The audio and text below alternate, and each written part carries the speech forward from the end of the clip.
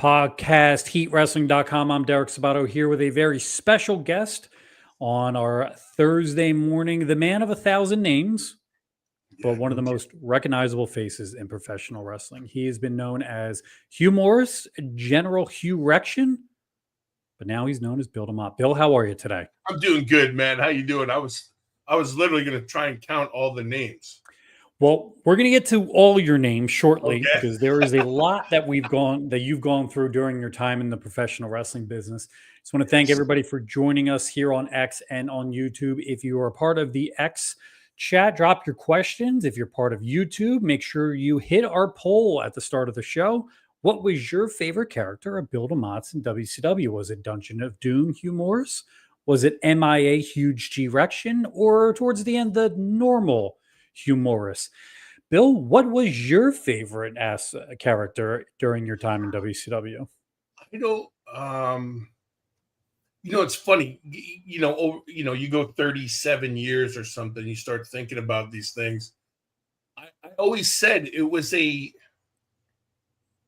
culmination. Like everything was just me, just dialed in a different direction. I think Dungeon of Doom, Hugh Morrus, was that crazy, wacky, bad guy because of the Dungeon of Doom, but that same character came out into the first family and all those things. I probably had my most fun, not as General Hugh G. Rection. I'll never live that down, but I think I've had my most fun with the Misfits and the MIA. So that General Rection time, I appreciate it when I started using my real name a little bit more, but I had a good time with the Misfits, man. It was really special to me. So we'll keep that poll rolling for a little bit. Make sure you have your voice heard here on podcastewrestling.com. You can't vote on X, but you can drop a comment. But make sure you hit like, subscribe, so we can continue to bring more people like Bill from wrestling's past, present, and future to podcastewrestling.com. Bill, you have a lot going on right now, and we're going to get to your convention appearance this coming Saturday. But I want to go back to when you first broke into the business. You worked the Indies. You did some dark matches for the WWF in the mid-'90s. You even worked ECW's Crash the Terminator. That's one name. Yeah. But it was Kevin Sullivan who brought you into WCW. What were those initial conversations like for you? The initial conversation was, and I met Kevin in Japan. There's one of my dogs just hanging out. He just comes and goes. I met Kevin in Japan. We worked together a bunch of times over there, and so I got to know Kevin. So what had happened was the infamous fight between Orndorff and Vader. Yes. Where Vader, essentially got let go because of that fight or whatever came about.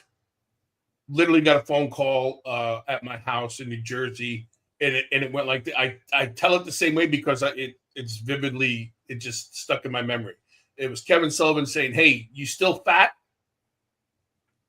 And my answer was yes. And he said, "You still wrestling?" And I said, "Well, yes." Because I was finishing up in Japan, and the thought process was before my second daughter on the way, the whole thing. And so I was fixing to try to just come home because I've been wrestling out of the country for 5 years. And so he said those questions. He goes, "There's a ticket waiting for you at the airport to be in Macon, Georgia." Now, like I said, I've gotten to know Kevin, so everything's a rib coming out of Kevin's mouth until it becomes, fact. Yeah. Well, I called the airport. Son of a gun, there was a ticket waiting for me. There was a hotel for me in Atlanta, and I flew down and went to the Macon Coliseum. I met Kevin Sullivan, Eric Bischoff, and Hulk Hogan in the locker room area, in the shower area. We talked for about 20 minutes. The four of us shook hands, and that was it, man. I was off and running. When you think back to that time, and we just celebrated the 30-year anniversary of the launch of Nitro, which is such a huge monumental moment in the professional wrestling business. You're there basically as that's getting off the ground, how big, when you look back at things, was that moment, not just for your career, but for the wrestling business? You know, watching it at the time, I was so excited about. Listen, that night in Macon, Georgia, I'm standing in the locker room, a closed locker room, with Bischoff, Sullivan, and Hulk Hogan, asking me if I think I'm a good fit here. Walking in the hallways are Dustin Rhodes, and everybody on top of WCW you can think of was in that arena. So I'm on cloud nine. I'm thinking, well, this is what you've worked for.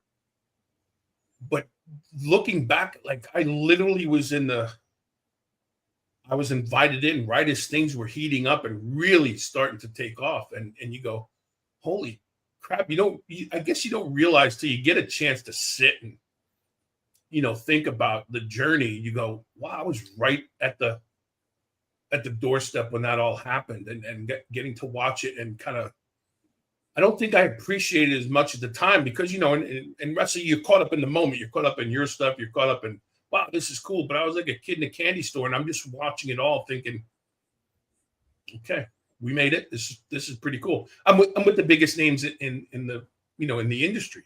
Sure. And we're about to take the industry by storm. So way cool. When you think back, you go from the man of question. Yeah. The laughing man. Yeah. And eventually the name is settled upon Hugh Morrus. What was the WCW creative process like back then? So when they first called me, Sullivan said, send me 2 of your singlets. I'm going to fix them. Well, I don't have any that are, my answer, typical Jersey fashion. Well, there's nothing broken on my singlets. I'm not sending them to you. Well, I sent them to him because he yelled at me over the phone. And I say that with a smile because he wasn't yelling at me. The 2 singlets came back and they were full of question marks. And so I went from, and Crash the Terminator, face paint, all these things, Crash the Eliminator, all this stuff to question marks and he said, I have no idea what we're going to do with you. So you're now the man of question. So that's how I was introduced to I believe the first time was Saturday Night's Main Event with Yes. Randy Savage. And it was just a question mark. So I was the man of question. During my first visit to CNN in Atlanta, where the studios were, I did a promo, and Terry Taylor was the person at the time behind the camera producing these, and he said, talk about Randy Savage. Well, I had no idea. I thought it was just a tryout thing, so I talked about Randy Savage, but I had nothing to say, so I stopped and I started to laugh nervously. Asked me if I could do that again, and I said, which part? And I said, the laugh. And I'm like, sure. But I didn't do it intentionally. So I became the laughing man. So then the laughing man was taken home, and I guess Terry was talking about it to his wife at the time. And she said, he seems very humorous. Boom. So my name was Hugh Morrus, not Hugh Morrus, but I think it was either Heenan or Schiavone at the time. I think it was Heenan. I'm not sure. I think the great Bobby Heenan said Hugh Morrus. And so I went back to the office and said, what the hell is Hugh Morrus mean? Who named someone Hugh Morrus? And Sullivan and typically, you stupid bastard. Okay, call him the laughing man, Hugh Morrus, so it makes sense to him. Well, it started to make sense to everybody. So then I kind of at least had a gauge for, character and all that stuff. So it was I guess I was very Joker-esque, Riddler-esque, let me say. Yeah. But it was funny, I didn't get it. So I was the man of question because they had no idea what they were going to do with me, to the laughing man in the Dungeon of Doom. Then I tried to explain it further, like it's cat. So I became the laughing man, Hugh Morrus. You brought up the fact that your debut was against Randy Savage, and you were in the Dungeon of Doom with Kevin Sullivan, with the Shark, John Tenta, Ming, and you're taking on the likes of Randy, and you even worked Hulk Hogan on Nitro, Arn Anderson, Brian Pillman, Chris Benoit. You're there for 3 months when all this takes place. My first 3 months of live events, I was with Savage. Yeah. And then I was with Sting, and then and I'm going, like, one of the biggest things always said by the guys in back said, if Hugh would have played the game better, like politically, I probably could have done better. I don't, I still don't get that, but I was just enjoying it. Like, man, I'm running with Randy Savage. You're a wrestler. A pro wrestler at the time was sacred. And so you're trying to get, like, I was just experiencing the business on all sides. And all of a sudden, lack of a better term, I'm married to Savage for like 3 months on the road.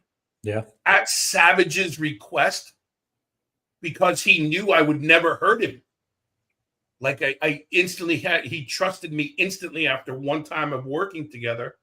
And so we had a great rapport and relationship. And I was like, well, damn, I could make a career out of this. Savage, Hogan, Flair, Sting, Anderson, Pillman, up and down the card. So that, but let's face it, that's what the Dungeon of Doom was. We were we fed all the top baby faces and stuff to do that. Big men that bumped, right? That's what we did. Right. Having that distinction of being safe goes so far in this business that if the top guys are willing to put their trust in you, especially in 1995, because the business was a whole lot different 30 years ago, but the capability of having a heel that can bump, like you said, safe, not going to hurt me. I just did a live stream with DDP last week, and one of the things he said about Randy Savage was, the instant you have Randy's trust, you have it for life. Yeah. And I think one of the things that, as we talk about the past and what the evolution of the business was, is that there was still that era of, is this guy going to take care of me? Is this guy going to hurt me and try to take my spot? I don't think it's as prevalent now, but back then that was a big part of that conversation, was it not?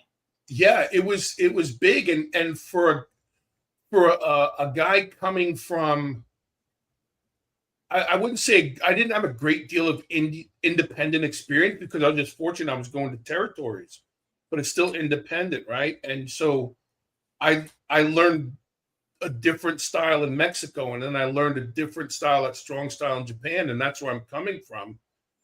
And so that was the first thing. And I never had anybody before then, Japan, Mexico, Puerto Rico, anybody go, hey, are you safe? And hey, brother, and all, it was every man for themselves, kind of, sort of, but there was a professional courtesy.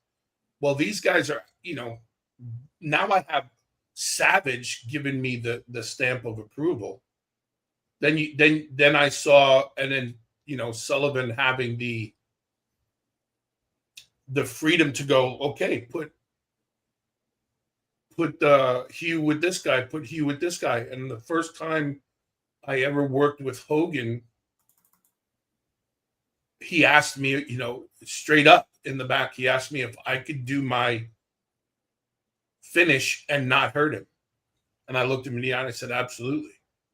And from that moment on, I believe I had the trust of the main eventers, and so that was, but that DDP's right. He'd know better than anybody. Once you had Savage's blessing, and once they trusted you, then everybody wanted to test it. Let's see, is he safe? Can I work with him? And I was blessed, man.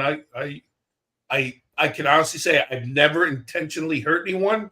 And full disclosure, transparency, there's probably only one or two guys in 37 years where I made sure I put them off a little off center for the finish or something, just to make a statement.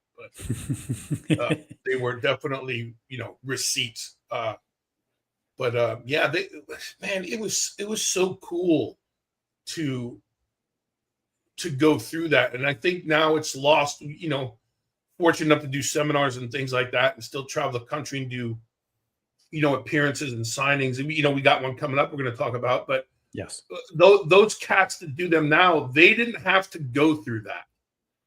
And I don't say go through that but to me, it was a rite of passage. And it was the stamp of approval of not just one important person, but the locker room itself, the company. So you then open a door for yourself to be able to work with anybody up and down the card. Ibzan is a great question. As we were talking about the hierarchy in WCW, what was your initial impressions of Eric Bischoff, and was he approachable? Uh, my initial impressions were Eric was the boss. And unless I had something absolutely urgent that I didn't feel I could talk to anyone else about, I would go to Eric. But I never had that.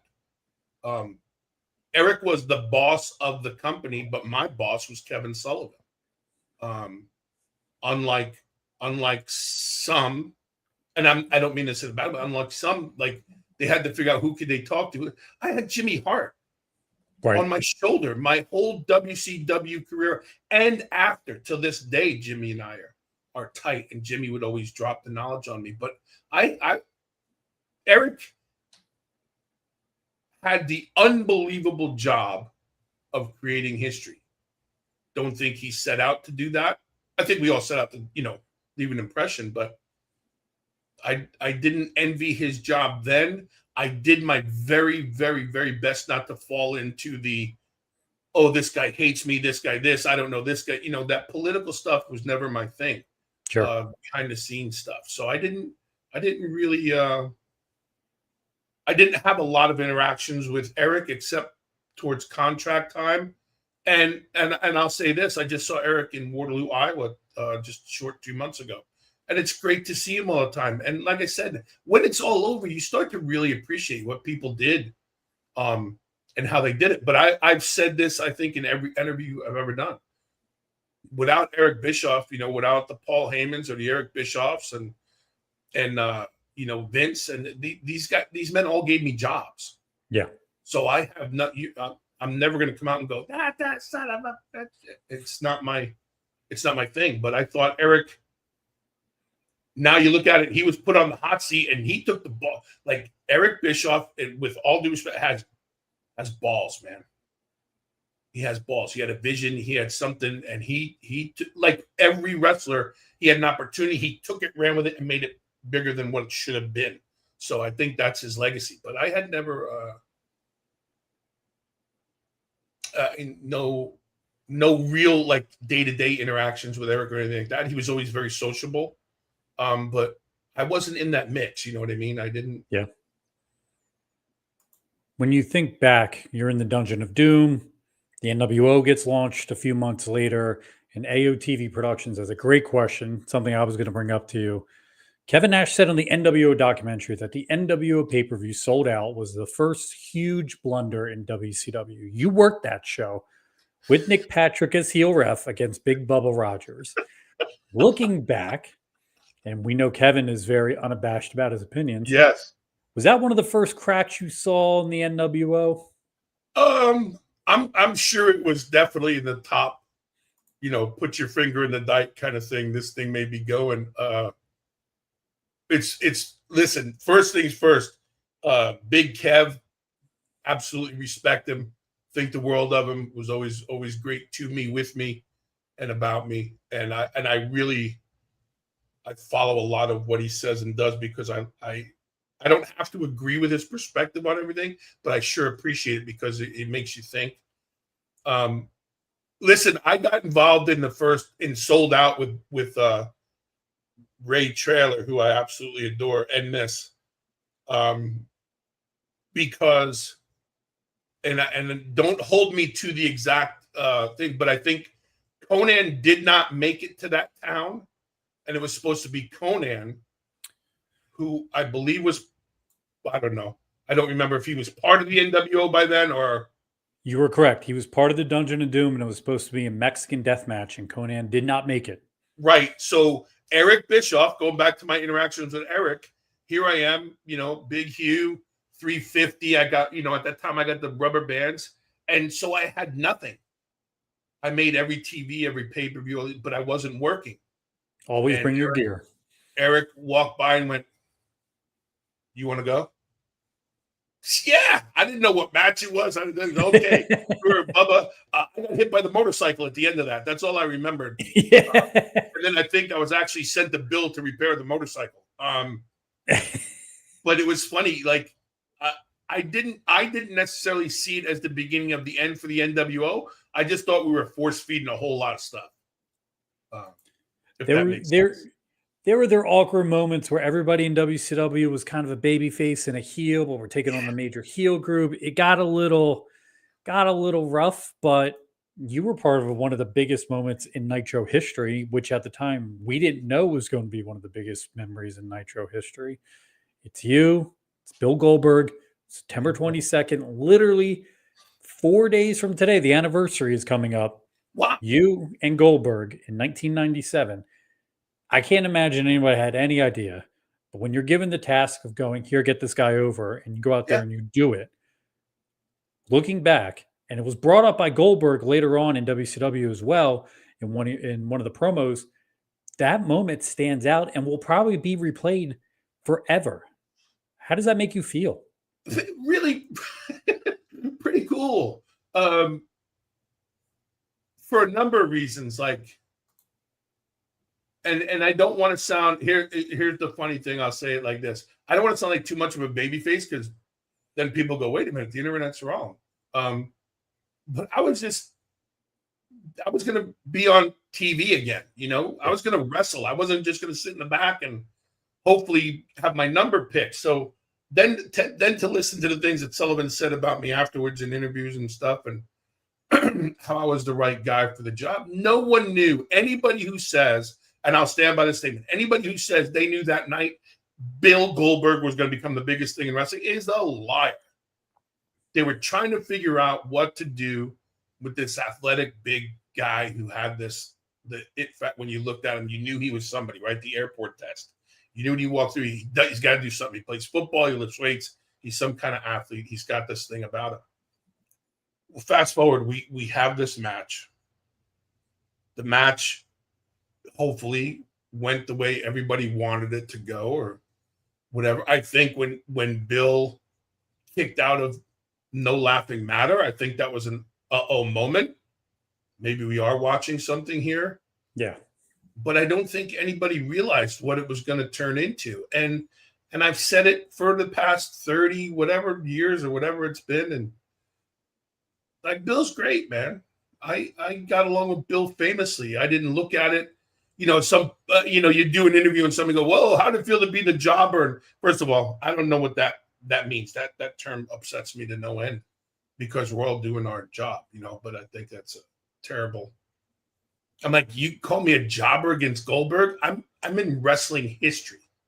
You were one of like 225 people who lost to him.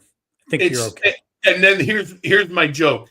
I was number 1. I was number 17. I was number 18. I was number, and that's the funny part, because it doesn't matter. Right. I was number 1, and it goes into the history books. No, I didn't do it for like, I hope I make the history books with this. I thought the coolest thing ever was when Bill wrote his book, chapter 4 or 5. It's on my bookshelf. Bill signed me the book, but the chapter is Hugh's next. And that's where Bill talks about. So to me, it's those things that make me feel really good about it. And the fact that I get to see Bill when and if we cross paths or in the same room, just give him a big hug and, say, thanks, man, because everybody says, I helped launch him. He made me famous. Yeah. Bill Goldberg made me famous. Speaking of famous and infamous, and again, once you drop a super chat, we're going to put you right up on the screen. AOTV Productions has another great question. Bret Hart has mentioned that he has no intention of forgiving Goldberg for what happened in 2000. Man. Where do you stand on that? I can only give my opinion on that. It's so many things in life. So many things happen to us.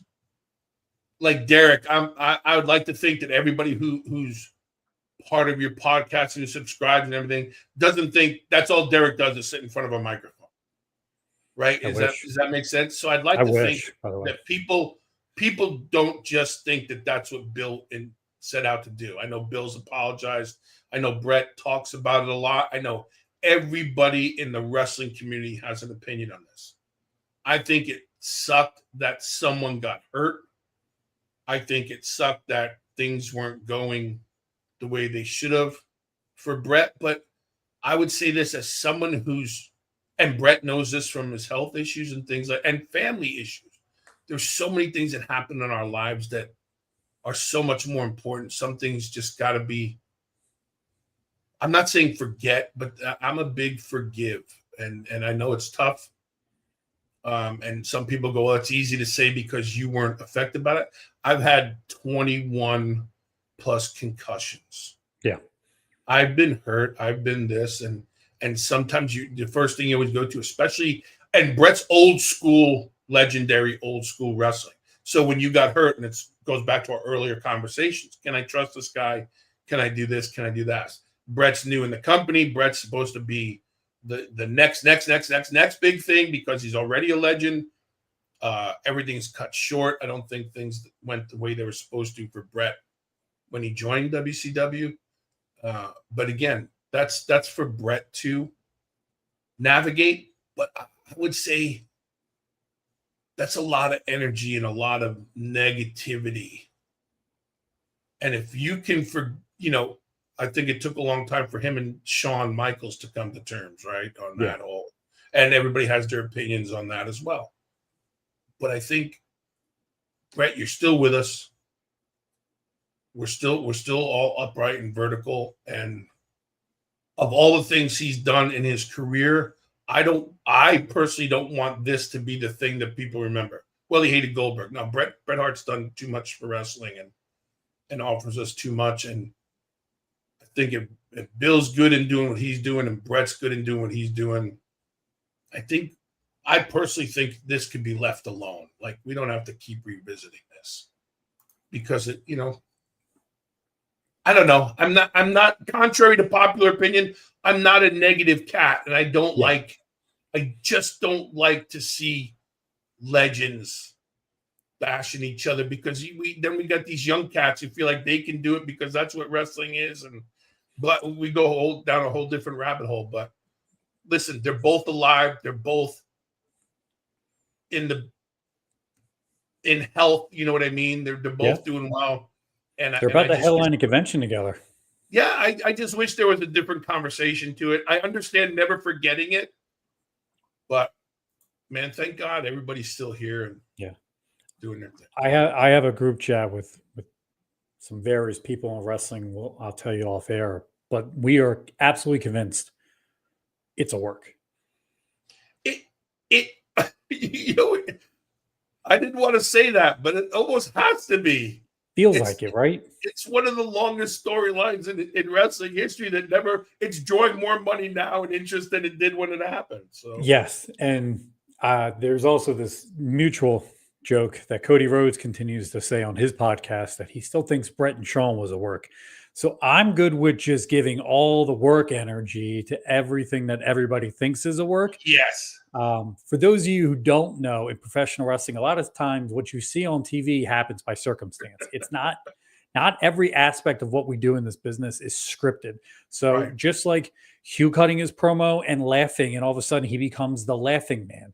Those things happen by circumstance. And there are always a ton of people, and I love it. I love the people that are involved in professional wrestling and the fans, because we're able to do things like this and have these conversations because of it. Point A to point B doesn't always happen on purpose. And sometimes point C comes out of an accident or a mistake.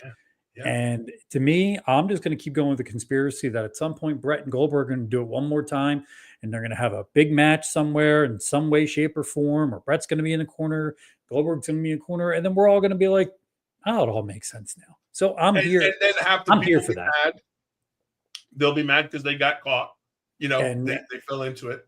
I mean, they could be the main event in Saudi Arabia, WrestleMania. We don't know. Exactly. Like, you don't know, Gunther mentioned it in a promo. So, how much is truth? How much is fiction? That's all. And that's the fun part of our business is that sometimes things that bleep out on air don't mean to, and then it goes a whole different direction. Punk and Drew McIntyre is a great example of that. Royal Rumble last year, Drew hurts Punk, and that was never the plan, and then it turned into the plan. Yeah. Look at Becky Lynch. Becky Lynch getting punched in the face by Nia Jax, gets her to Ronda Rousey, and becomes the biggest female star that they've had ever. So shit happens, and sometimes it happens good, and sometimes it happens bad. And I hope we go back to a time when we don't have to figure it out. Like, Yeah. because once you figure it out, you have no interest, right? So everybody's trying to figure it out. Just let's see how it plays out. And to your point, man, and I didn't want to say it, but this is a 25-year story. And so I find it interesting. But and like I said, in the serious part of it, they're both good. Yeah. As long as they're both good in doing what they do. As long as it doesn't involve a lot of negativity. Listen, and we're talking about a time when every storyline had so much truth behind it. Yep. That this fits that time. I don't think people differentiate between that time and this time, but it's all good. Yeah. Bill, we got a great question. One I was going to get to later, but because it's a super chat, we're going to put it right up on the screen. Jack Gaffney, Bill, in those early NXT days under Triple H, what stood out to you about his leadership and approach to developing talent?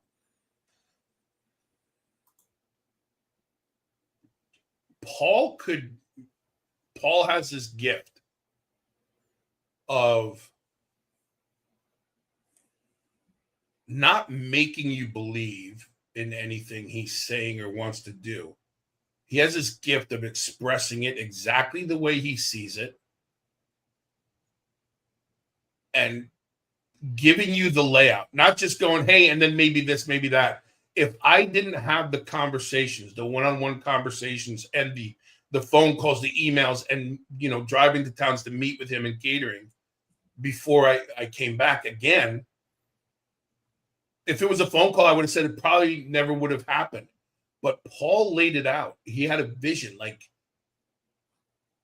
the guy, and I've said it all the time, utmost respect for him as a person and as a professional. He just laid it out, man, and said, here it is, and here's how we can do it.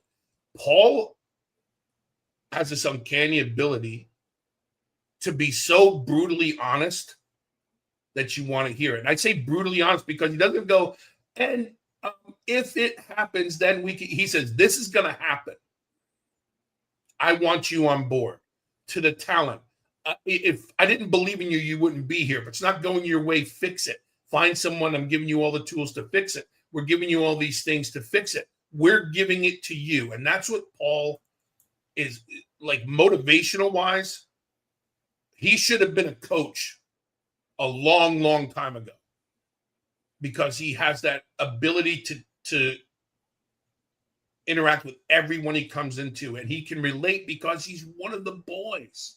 Yeah. And he didn't go from one of the boys here to becoming an executive in IBM because they'd go, oh, what's that guy doing here? And like, this guy telling you and sharing with you from all the years he was on the road, all the years he dealt with certain people, from WCW to the Boston area to Vince and all these things. So Paul has this great ability just to be human all the time. And if he disagrees with you, he disagrees with you right in front of you. He doesn't say, hey, he doesn't promise a talent the world and then go over here and go, who the hell is that? Like, he knows top to bottom who you are, why you're there, when you got there, what his projections are for you. And then he asks, what are your projections?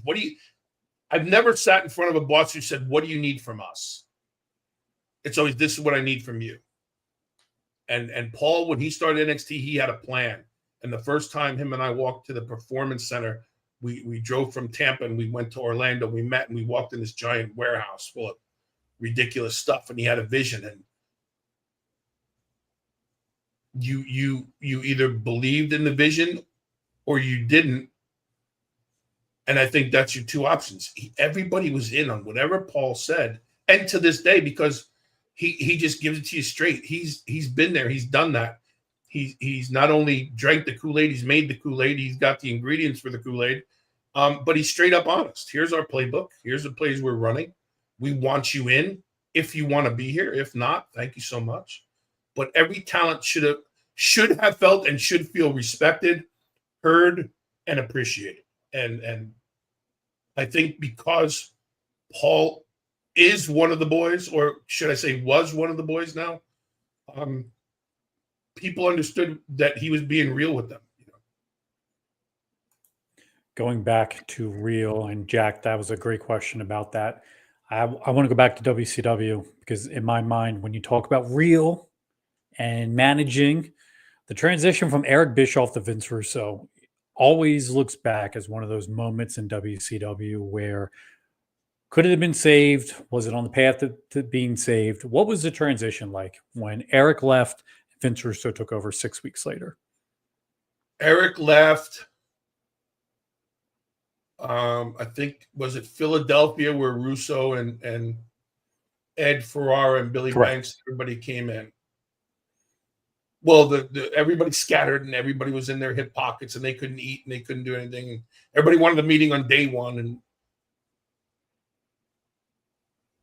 But then fast forward to when Vince was gone and Eric came back.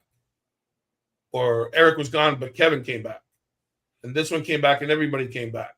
So after a while, it wasn't like, oh, Vince Russo's here, it's going to change, because within, and I don't know the exact time frame, but it felt like Months. every 4 to 5 months, we had a different boss. But every time we had a different boss, that boss was in the storylines, not the. So I don't think, I don't think Vince Russo could have saved WCW at that time. I know Eric couldn't have saved it other than trying to purchase it as things were going south, if you will. But I was more trying to figure out who the hell is really in charge of this thing, Right? And who am I going to talk to? Because every time you build a relationship or talk to someone, and everything's promises and I'm not saying anybody made me promises they didn't keep. I'm just saying everybody has things they want to do, and they never got to them because by the time it was a thought, they were gone and somebody else was in. But it was always the same revolving door. It was Eric, Vince, Kevin, Eric, Vince, Kevin, Eric, Vince, Kevin. Meanwhile, AOL's trying to boot us to the curb. Coke's trying to boot us to the curb. This one's trying to boot us to the curb. So who the hell? For me, I'm saying I didn't care who was in charge. I just like, here's the bottom line. I just wanted to wrestle. I said that all the time. Or otherwise, why would you accept a moniker like Huge Erection? So It's true. But I just wanted to wrestle, and there was so many people caught up in that backstage political stuff. There was no room for a 350-pound guy in that mix. That's not why I was there. I've talked with Eric about this before, and one of the things I've said to him is the best storylines for WCW were all backstage from 1999 forward.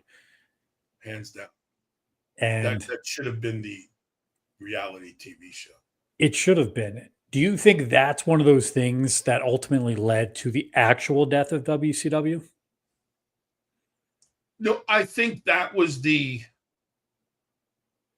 I think the fires were already burning to get rid of us. I truly think, other than Eric purchasing WCW, nothing was going to save it. It was gone. I personally don't know who you could have brought in, who could have done anything better, worse, fixed it, not fixed it. And it just all became kindling and gas for the fire, for people to just start talking and speaking their mind, and conspiracy theories and all this. The bottom line was Eric was still trying to hold down the ship. Vince was still trying to hold down the ship. They were trying to do it in their creative thought process, or what they thought could do it. And listen, if we were being told stories as talent, then for sure, they were being told stories as executives. So I'm sure, the same as everybody's worried about their jobs, I'm sure they were worried about theirs. I just think all that kindling and back talking and, okay, now I'm going to plot for me and let me get in with this guy, and who's crap, but this guy didn't like me before, so he's not going to like me.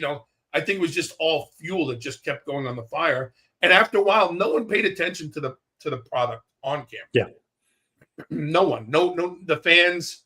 I don't want to say that the guys and girls didn't care what they did, but it just seemed like there was a different feeling towards it. And like, it went from like, I get to do this to time to make the donuts. It was like, we got to do it again. And you saw it because a lot of people weren't making the shows and weren't making the shots. And we're sick and I'm not coming, and financial reasons, or I have so many dates. Let me work every night. There was a whole bunch of guys and girls who had that mindset. So while the ship was sinking, as a lot of people say, we're out there doing it and whatever, because that's what we came there for. Well, our poll finished up. We have our final results for what the favorite character of Bill DeMott's Oh was gosh. in WCW. So MIA, Huge G Rection won the poll at 40%. Yeah. Dungeon of Doom, Hugh Morrus was 30, and then normal Hugh Morrus towards the end of WCW ended up 30. So I think that falls right in line with what you were looking for. That's pretty cool. It's pretty good. Like, it's funny because it wasn't. I'm in tie dye now. I was in tie dye when I first. I always tease Bubba and Devon. I was in tie dye before they were ever in tie dye. It's very, very much the gimmick. But yeah, and so I loved the Misfits, man. That's where, other than the name change, that's when I really started to think, wow, I could be me, and this is what we can do, and this is entertaining as crap. And we were, and it happened because we were literally called Misfits in the back, behind the scenes.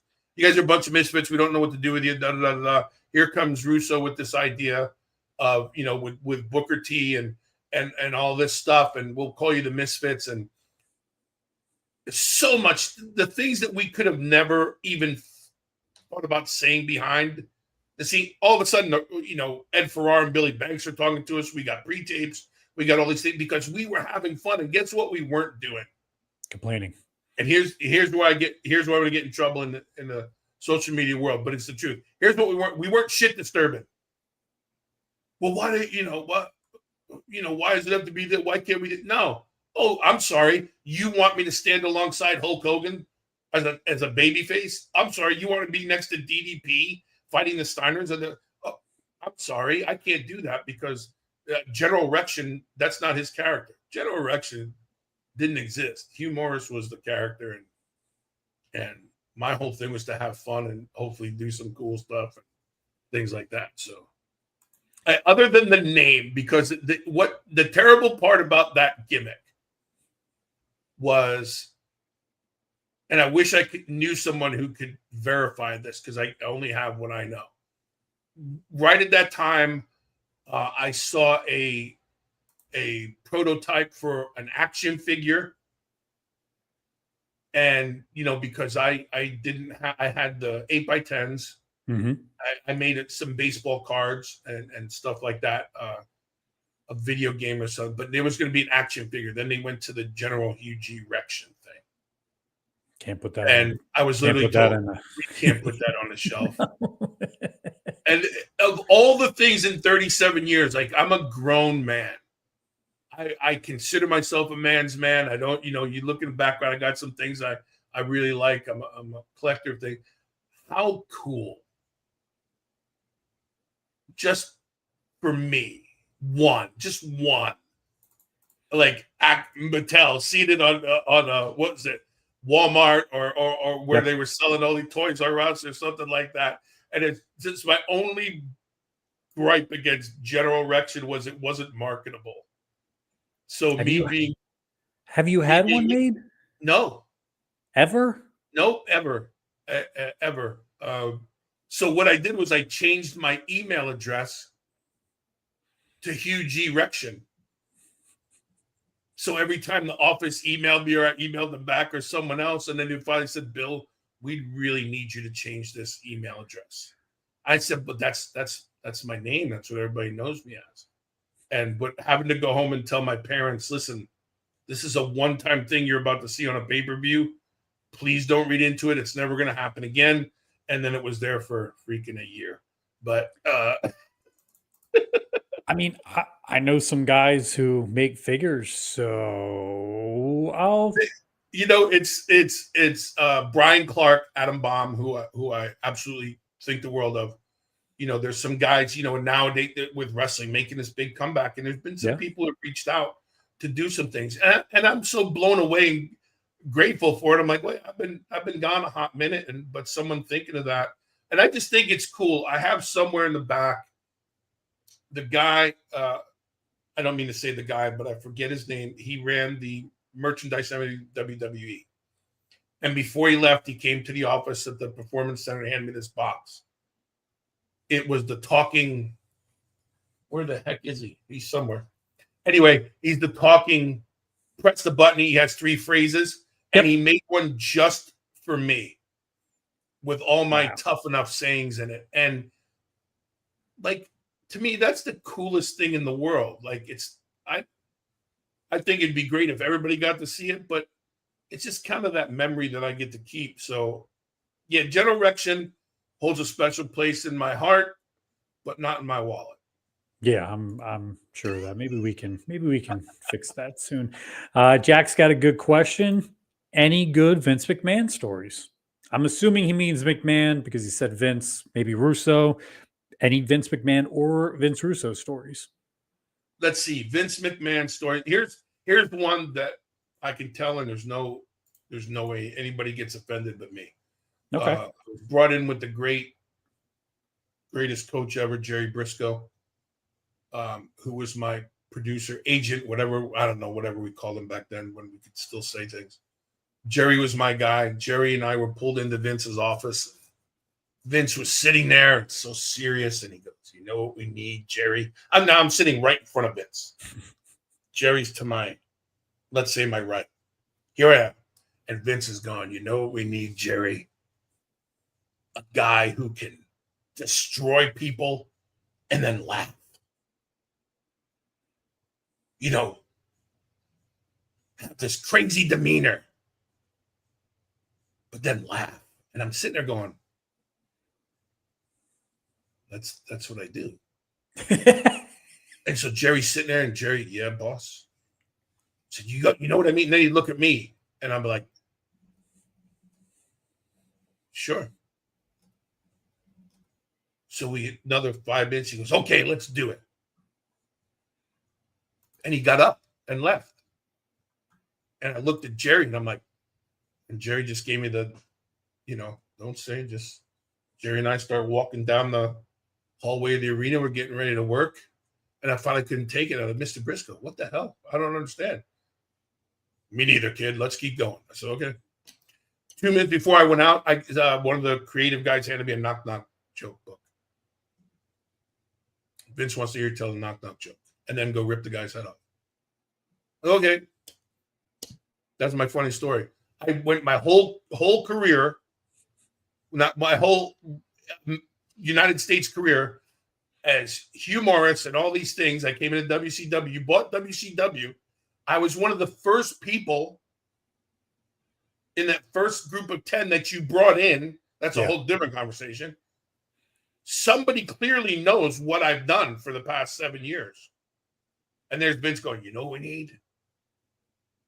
A guy who can tell a joke and then beat the crap out of people and look sinister." And I'm like, I have no idea what I've just been doing. I have no. We walked out that night, and Jerry, till this day, I see Jerry all the time. I go, I still don't understand.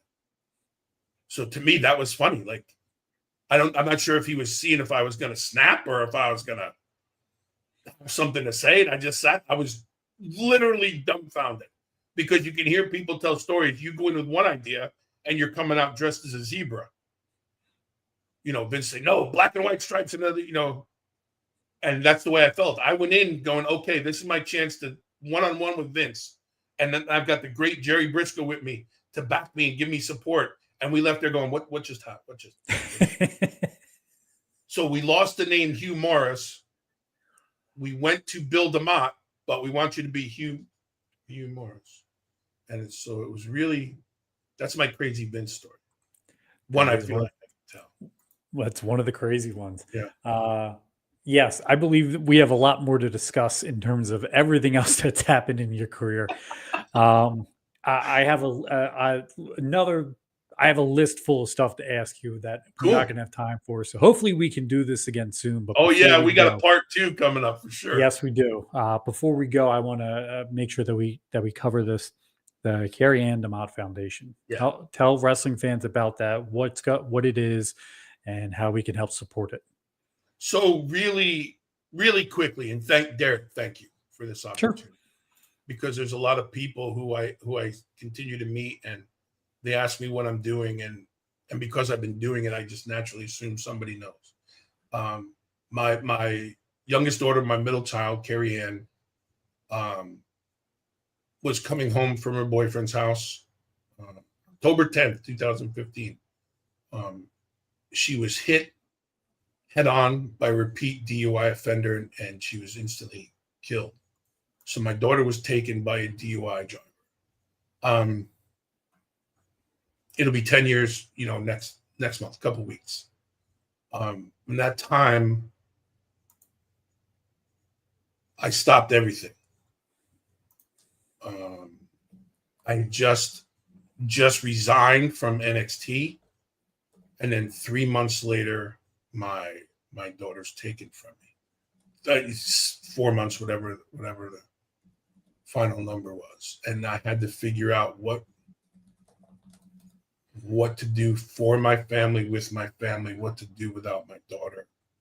Anyway, we started a foundation in the hopes of educating, not raising awareness, because everybody who's listening to this and everybody in their right mind is aware. If you drive drunk, impaired, distracted, something's going to happen. So I can't raise awareness. But we weren't helped as a family. We didn't have support. We couldn't figure out what to do, how to navigate it.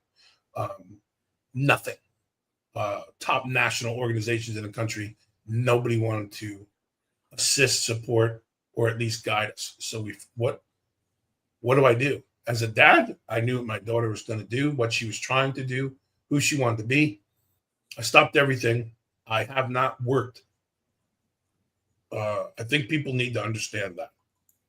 It's 10 o'clock. Since that day, I have not worked. I don't make a paycheck. I don't collect a paycheck every week. I don't clock in and clock out. My heart and my life is dedicated to this foundation and leading it to a place where we don't have to have these conversations. Anyway, fast forward. I travel the country now. I speak to students, elementary school through college. We talk about decisions.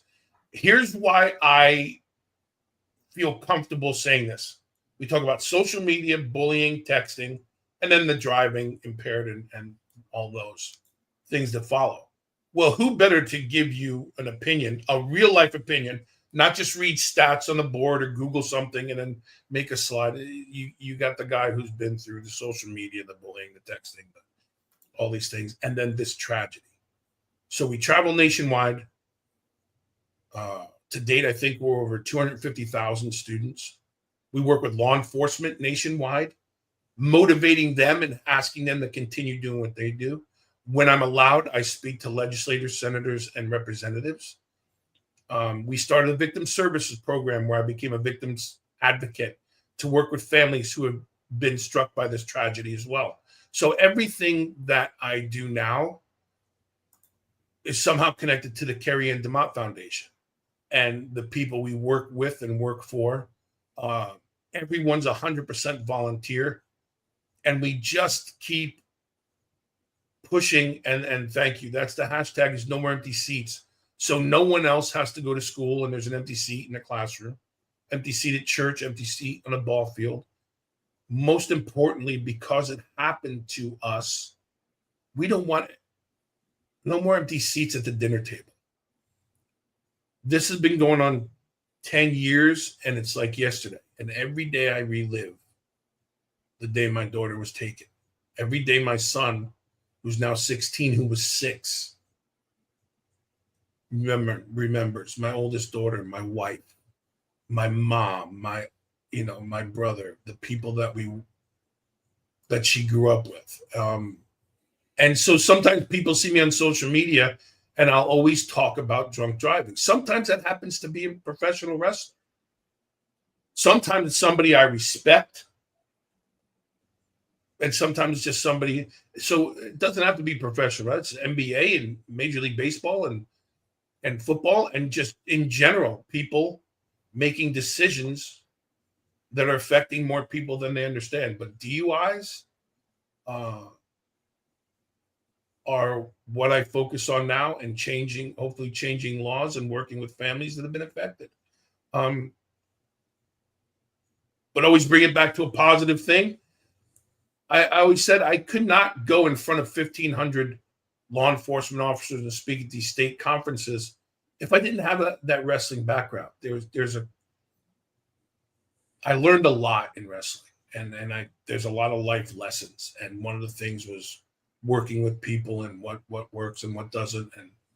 And so if I had any kind or have any kind of celebrity that helps assist in this, in this subject, then I try to use it in a positive way.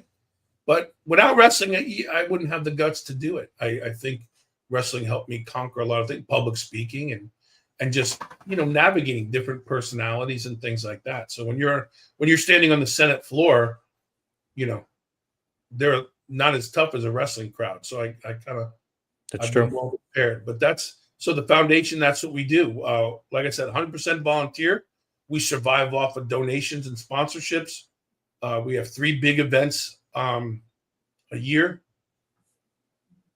And when you don't see us at an event, we're working with families and we're going into schools and we're looking for ways to assist people that have been affected by drunk, impaired, or distracted driving. The Carrie Ann DeMott Foundation, TheKerianDemottFoundation.com. It's up on your screen. Make sure you check it out. Head over to that website. It is a great cause. It is a great foundation.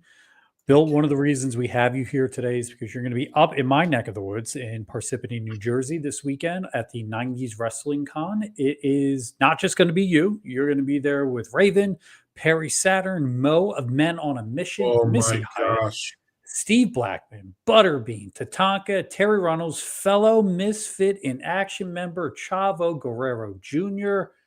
How excited are you for this weekend?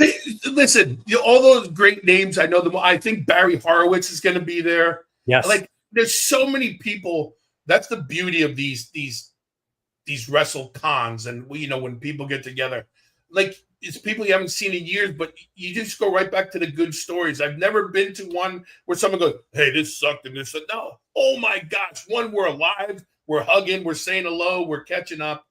But how special. I'm a Jersey boy myself. So anytime I get to come home to New Jersey is amazing.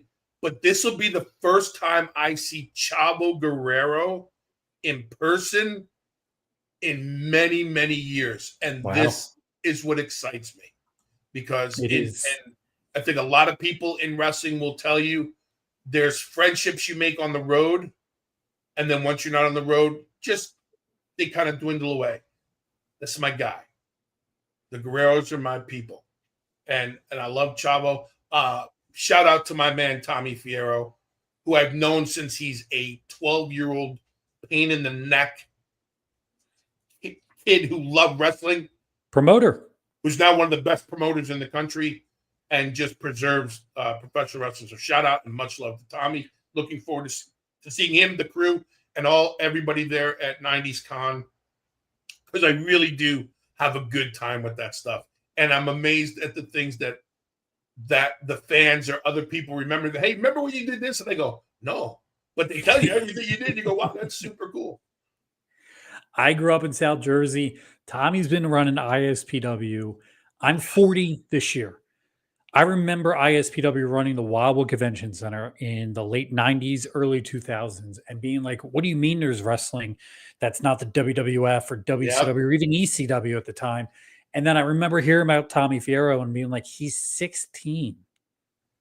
He was running before there was a convention circuit like it is now. He was running legitimate, big-time professional wrestling in South Jersey, the Wildwood Convention Center, at many places.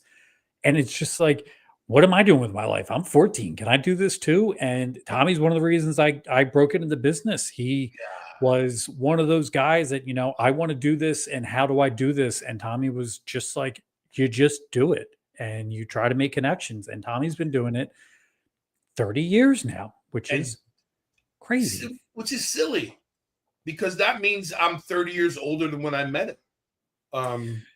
He's just amazing, man. He just has a passion for this. And here's the thing, and you get to tease me about it now.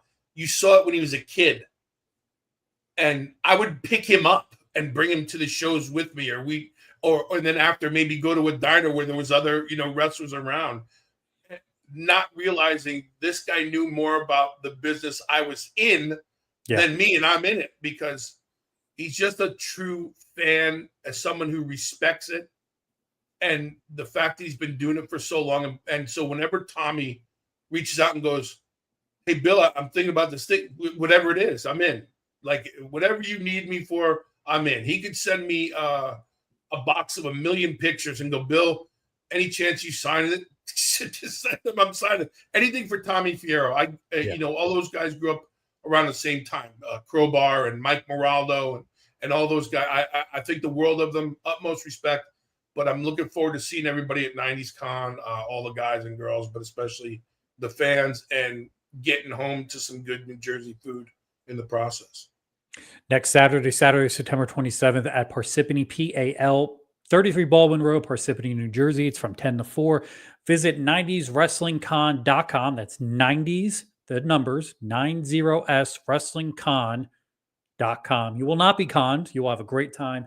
Again, Bill's going to be there. Raven, Perry Saturn, Mo, Barry Horowitz, Val Venus, Missy Hyatt, Chavo Guerrero Jr., Steve Blackman, Butterbean, Tatanka, Terry Reynolds, and a whole lot more. Don't miss it. Facebook, 90s Wrestling Con, Instagram, 90s Wrestling Con, X, 90s Wrestling Con. All the information's there. Get your tickets ahead of time. Make sure you don't miss out. Bill, I had a ton of fun doing this with you today. Hopefully we can do this again sometime soon. Yeah, Derek, thank you so much. I appreciate all the work you've done behind the scenes to make this happen. And we got a part 2 coming, so you just let me know, and I'm back. Shout out to everybody who sent in the great questions and following Derek and everything he's doing. And if you get a chance, you're in that New Jersey area, stop up at the 90s Con, say hello. You may hear a funny story or two, and you just meet some great people. And so thank you to everyone. Follow Bill on X at the Bill DeMott. He's also at the Bill DeMott on Instagram, the CarrieAnnDeMottFoundation.com. Don't miss out on that. Check that out as well. One of the things I didn't tell you I was going to ask you, so now I'm going to shoot it on you. Do you got a laugh for us to close out the show? Here's the history behind the laugh. It gives me such a headache. It was an accident that I had to do. Dave Taylor told me the moonsault. He said, you should have never done the moonsault because you're going to have to do it every night for your career. I'm like, you're just saying that. Well, I had to do it every night for my career. He was accurate. But the laugh gives me the headache. Because it was unintentional. I was holding my breath because I was nervous. So here I go. One more time. September 2025. Thank you, everyone. Thank you for tuning in. Thank you for watching and all the great.